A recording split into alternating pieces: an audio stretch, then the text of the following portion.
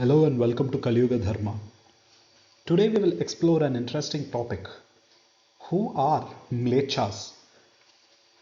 Now, this entire video is going to be dedicated to exploring the very terminology Mlecha.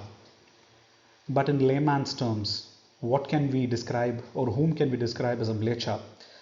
Simply put, Dharmic people who have fallen so low in Adharma itself that they have fallen away from Varna Dharma, and over many ages their lineages go into adharmic ways of life, and they are completely void of any shred of Sanatana Dharma in them and Sanatana Dharmic morals in them.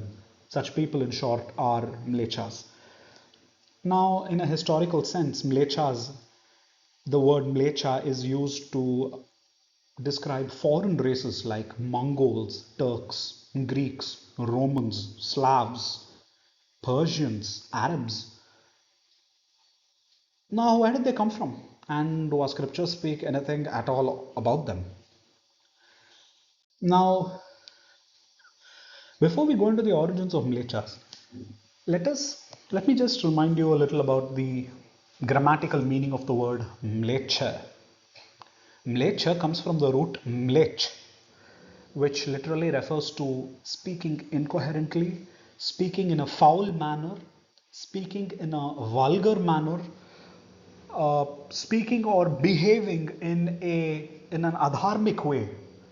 A person who does this, merely speaking, thinking, and behaving in an adharmic way, itself can be called a mlecha. But is that so straightforward? I mean, then in that way, anyone and everyone at some point of time would have been a mlecha. We see almost everybody behaving or speaking something wrong at some point of time in their lives. It's actually not so simple. That's just one aspect of a mlecha, foul thoughts. But when we look at mlechas as a people, as humans, where do they come from? In our scriptures, the Ramayana mentions in Balakanda that one group of mlechas, the very original mlechas, they came from a cow that was under the custodianship of Maharishi Vasishtha, a cow named Surabhi. Surabhi was the name of a cow. And Vishwamitra tried to take that cow by force from Vasishtha because he was enamored by her magical abilities, and in anger that cow gave rise to a race of people from its own bodies, from its own body parts. And as soon as those people came into being, they immediately began fighting against Vishwamitra's army, killing 99 of his sons and annihilating most of his army. They are described as a very horrendous, foul, and very vile people, although they arose from the body of a cow that was as powerful as a Brahmarishi. We need to take a pause over here to understand that not anything that comes out of a holy source needs to be holy, because the intention behind which that thing was created is what is going to by and large determine how that thing is going to exist thereafter. When Surabhi created these beings, she created them out of extreme anger and distress.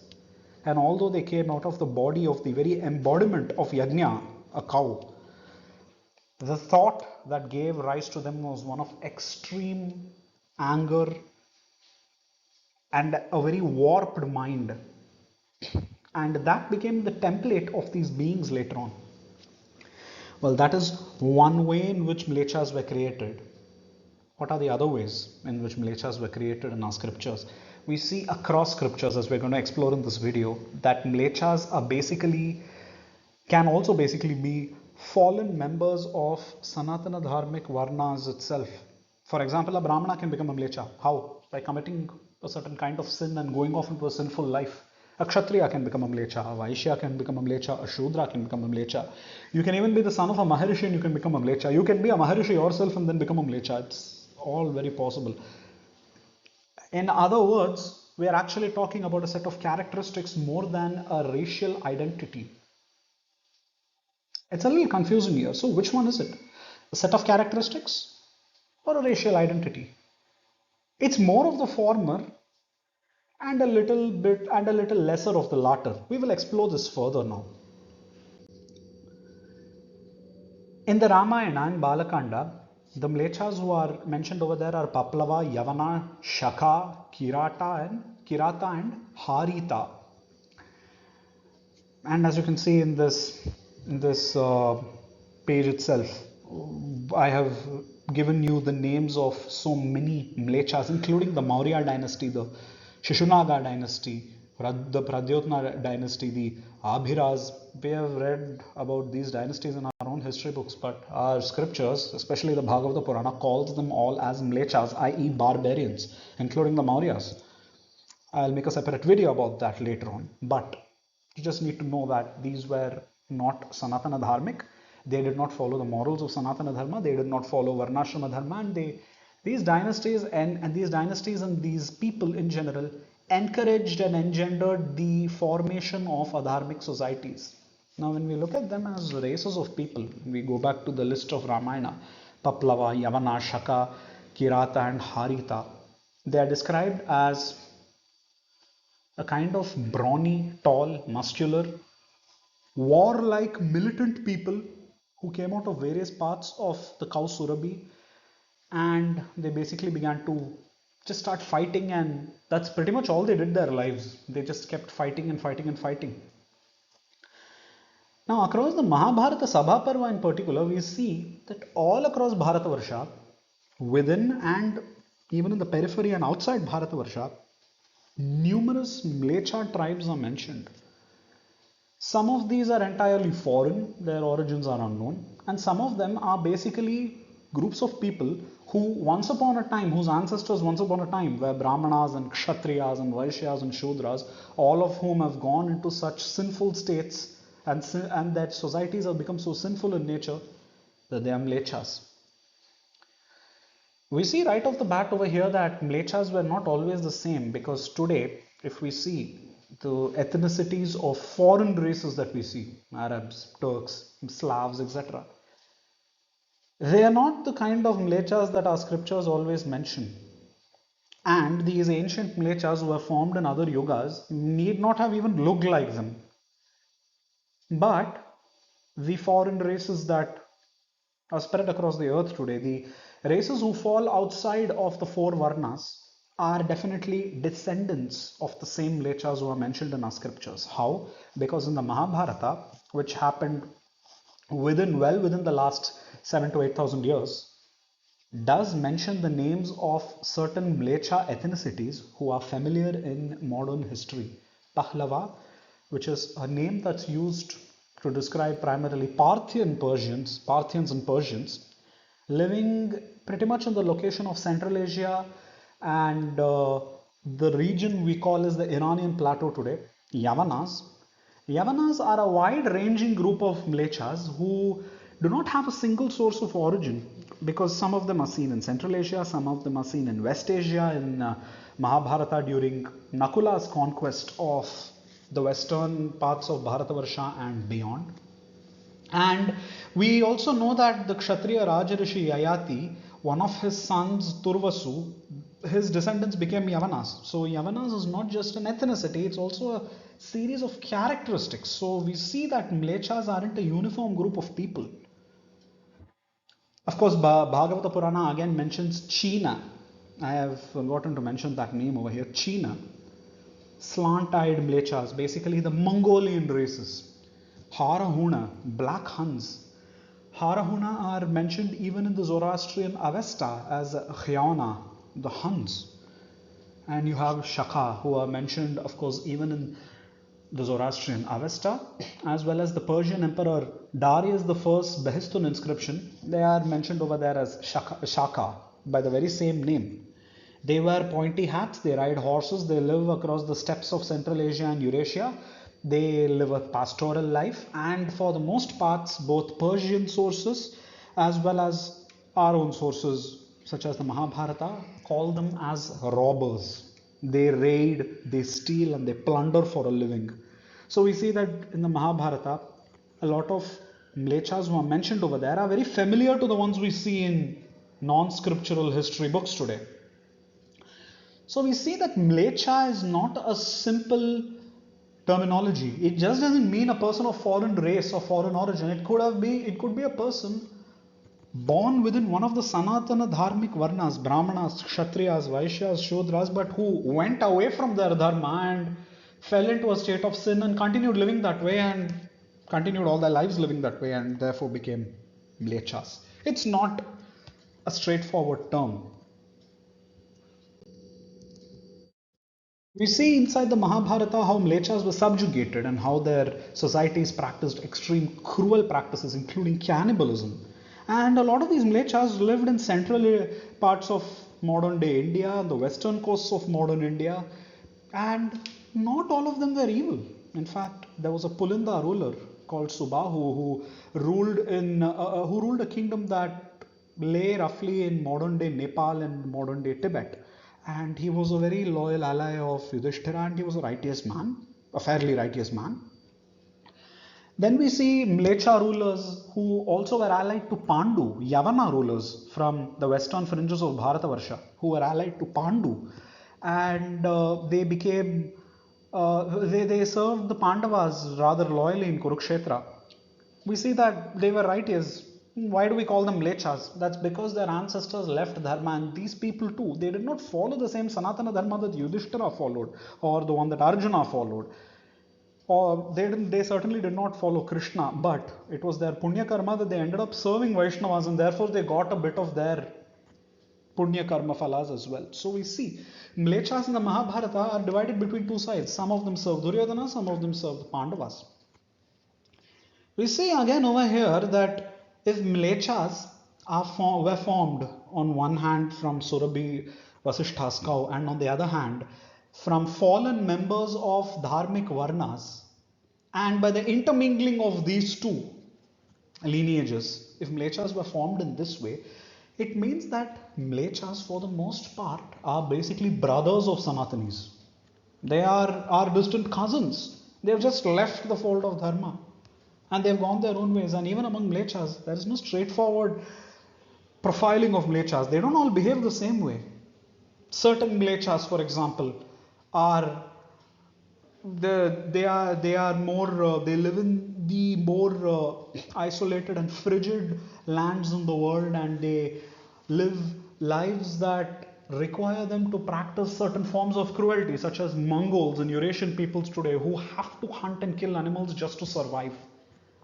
Whereas there are so many other Mlechhas who, albeit are of Mlecha races, they follow vegetarian lifestyles, such as you can say the Simhalas, the Buddhists of Sri Lanka. They are classified as Mlechhas in the Bhagavata Purana, but they follow a vegetarian lifestyle. Then you have Mlechhas who are somewhere in between, like the Persians today, the Iranians today, or you have Mlechhas who basically form the populations of Europe today. A lot of them do not follow the way of life that their ancestors followed, and they are very different from, say, the Eurasian or the Mongolian Mlecha peoples. So even among Mlechas, there are so many different types of them, and there's no one way to say that, oh, all of them are the same, they all behave the same, you can't sweep them with a prejudiced broom. Is it right to call a person a Mlecha when they do not have the classic characteristics of a Mlecha? There's a bit of a grey area, because a Mlecha is actually a pejorative term. It refers to a barbarian who falls outside of Sanatana Dharma. The person may have been born into such a lineage, or the person may have been born into a Dharmic lineage, like Duryodhana, and he became a Dharmic. Vyasa calls Duryodhana Mlecha in multiple places, and he was born in a Kshatriya family, the greatest Kshatriya family of his time, in fact. Well, you can call a person a Mlecha if you are referring only to their origin and not necessarily to their behavior, or you are referring to their behavior and not necessarily to their origin. You can call them Mlecha both ways, depending on the tone in which you call them a Mlecha. However, a Mlecha can turn to Sanatana Dharma. Is there no redemption for them? Would be a natural question we ask ourselves. Can they not be redeemed? Can a Mlecha not come to Sanatana Dharma? What if such a person wants to come to Sanatana Dharma? What if they listened to the Bhagavata Purana or the Mahabharata and they believe that Sriman Narayana is almighty and I want to follow Sriman Narayana? Can they do that? The answer to that, simply put, is yes. But before that, we need to clarify that Mlechatva is a karmic state more than anything else. It's in Sanatana Dharma, when we talk about races of people, of humans, what does a race group denote? It denotes the collective karmaphala of the ancestors of that race, plain and simple. The collective karmaphala, which means that the race itself is determined by the majority karma of the majority ancestors. It's all karma dictated. A person is born, a soul is born in the body of a Turk. Okay. That soul could have been born in the body of a rishi in its previous lifetime. A soul is born in the body of a Mongol. That soul could have been born in the body of a Brahmana in a previous lifetime or a Kshatriya in a previous lifetime. So basically they are also souls. Mlechhas are not some monsters that come from another world. They are as human as any Chaturvarnya. And they are fallible to the same sins that Chaturvarnyas are fallible to. They are basically Jivatmans themselves. How did a Jivatman reach that state?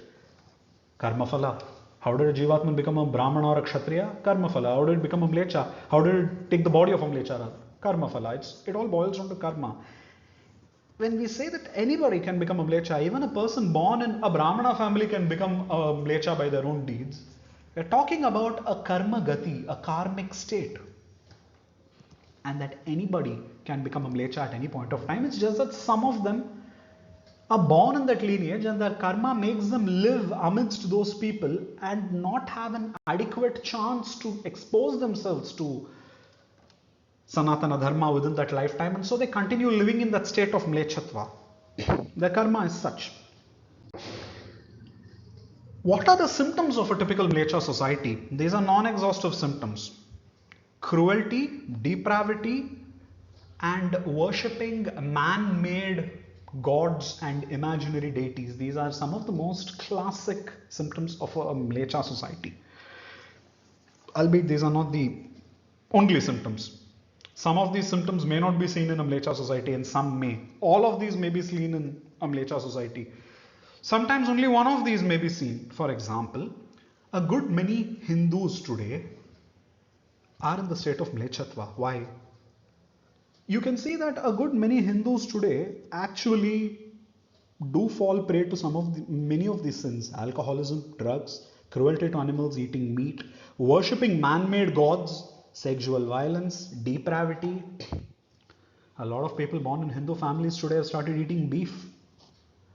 Murder of cattle and cows is a specific symptom of a Mlecha society that the scriptures particularly pinpoint. You might ask me, isn't murder of cattle covered in cruelty towards animals? Yes, it is. However, we have covered in our Goseva video itself how cows are a separate race group of creatures in all of creation, cows and bulls, and thus cruelty towards them is many times more sinful than cruelty towards any other animal. It doesn't mean that you can treat other animals cruelly, but it is that many more millions and millions of times more sinful to be cruel towards cattle.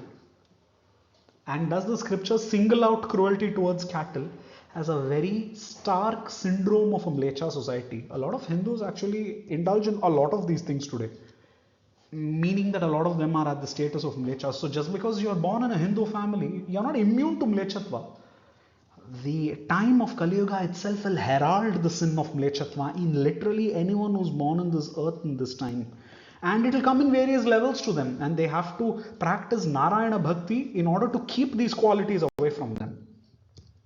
Are they all evil? Are all Mlecha races evil? Are Greeks all evil? Are Romans all evil? Are Turks all evil? Are Mongols all evil? Are the white men of the Western Hemisphere all evil? Are all Arabs evil? Are all the people who fall outside Sanatana Dharma, are they all evil? Evidently, no, they are not. You have a lot of good people among them. But then again, when we say good and when we say bad, we have to see it in shades of grey. Because in a Mlecha society, there may be a gentle person who lives a very vegetarian life, an austere life, a pious life, a simple life, a gentle life, a moral life. But they may not be Narayana Bhaktas. Can we say that they are evil? Of course not. A good person's goodness need not always translate to Narayana Bhakti because their karma doesn't allow it to.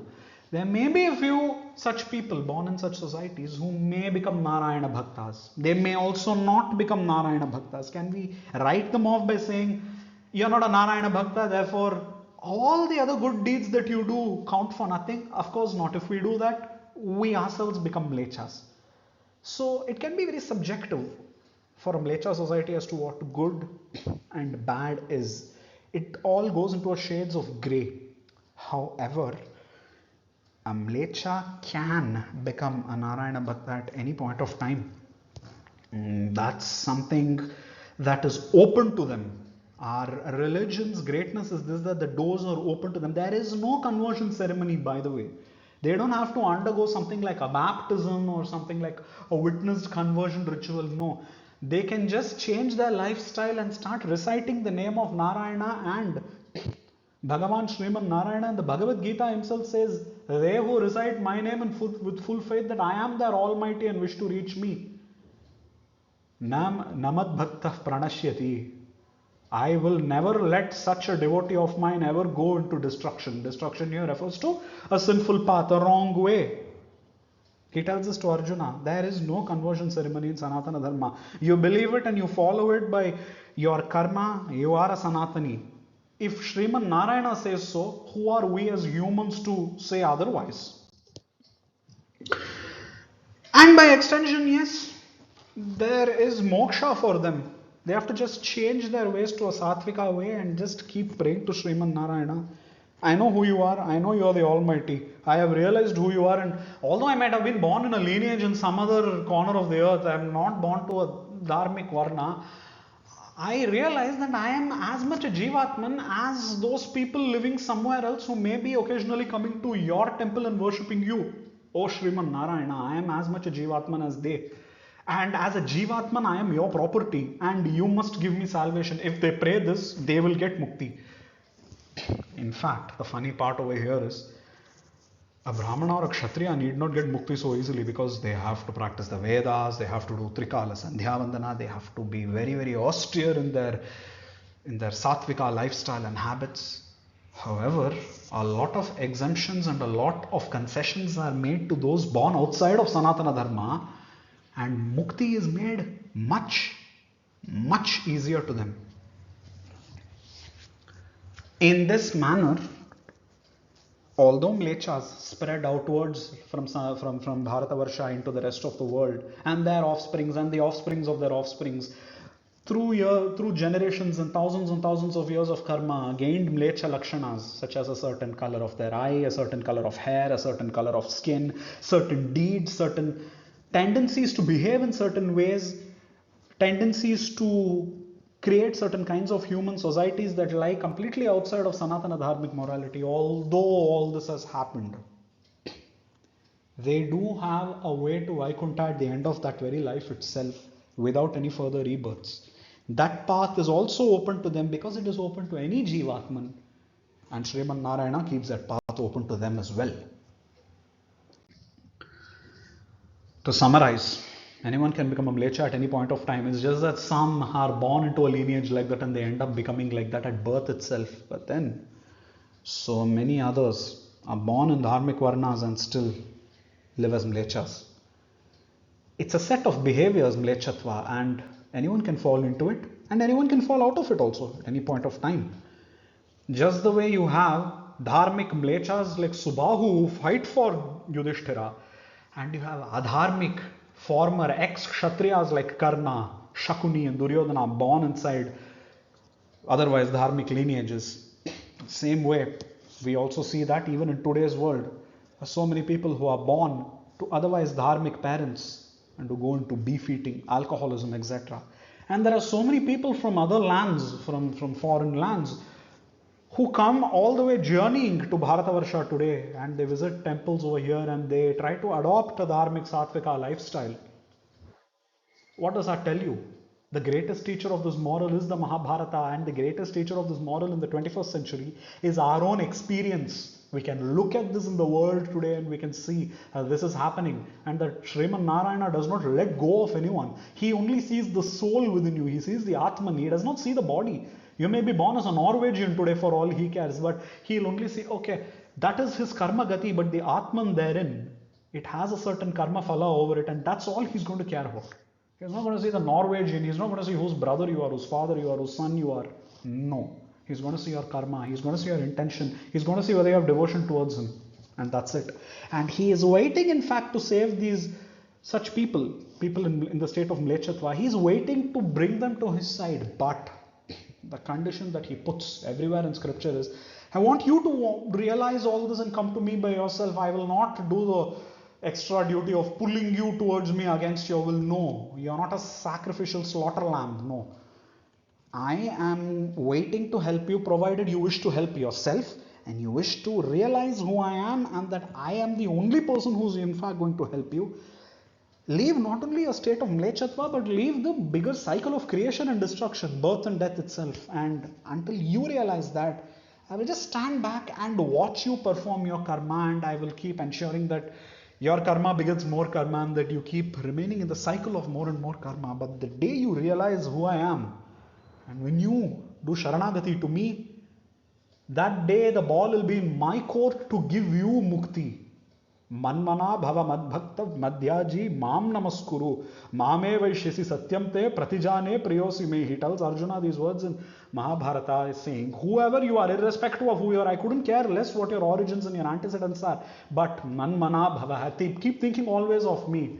Manmana bhava madbhakta, be always devoted to me and keep performing acts that the scriptures say are pleasing to me. Madhyaji bhava, in all prayers and in all acts of worship, offer them only to me. Mam namaskuru, bow down only to me. Do not touch the feet of any other devas. Bow down only to me. Mame vaishyasi, and you will reach only me. Satyam te, this I tell you as this greatest, supreme and most sacrosanct truth of the Vedas. Pratijane priyosi me, you are indeed beloved to me. Oh Jivatman, you are beloved to me. You will reach only me. This is what he says. And when he has given this promise to us, who are we to say otherwise? So let us always remember this when we deal with people of various cultural backgrounds and cultural origins, and always know that compassion is the hallmark of a Dharmin. Shout out as always to Dakshin Vrindavan. I call upon all of you to do your bit towards performing Goseva. You can take the details down. You can call that WhatsApp number. You can text them on WhatsApp. You can reach out to them in whichever way you are able to and help them perform Goseva, because the cow has enough tapobala, power of penance, to wipe out Mlechatva in us. And by serving them, we keep Mlechatva and evil qualities of adharma away from us. Srimate Narayanaya Namo Namaha.